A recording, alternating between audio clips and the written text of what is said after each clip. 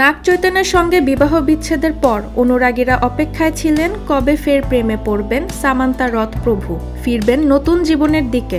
অবশেষে অপেক্ষার অবসান। পরিচালক রাজ নিদিমুরুর সঙ্গে সামান্তার সম্পর্ক নিয়ে জল্পনা চলছে, তবে এখনই বিয়ে করতে চাইছেন না। তারা নাকি একত্র বাস করবেন।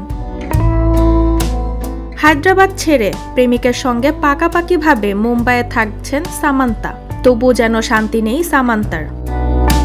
রাজ সামান্তার সম্পর্কের খবর সামনে আসতেই প্রায় নিয়মিত কোনো না কোনো ইঙ্গিতপূর্ণ পোস্ট দেন রাজের প্রাক্তন স্ত্রী শ্যামলী দে।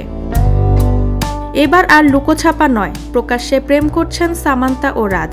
ছবি ভাইরাল হতেই পাল্টা কটাক্ষ রাজের প্রাক্তন স্ত্রীর।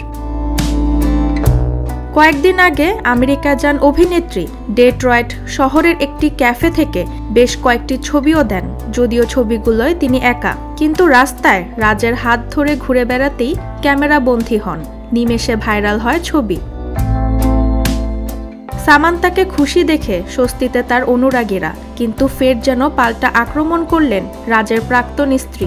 তিনি নিজের সমাজ মাধ্যমে ছোট একটি পোস্ট দিয়ে লেখেন, এসব আমি আগে করে এসেছি।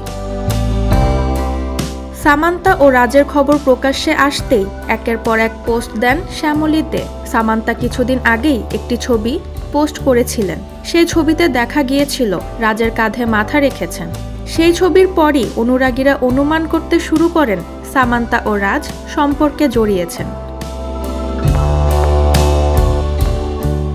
রাজের প্রাক্তন স্ত্রী শ্যামলী বাঙালি পরিবারের মেয়ে। 2015 সালে গাঁটছড়া বেঁধেছিলেন তারা। 2022-এ বিচ্ছেদ হয়। মনোবিজ্ঞান নিয়ে পড়াশোনা করেছেন শ্যামলী।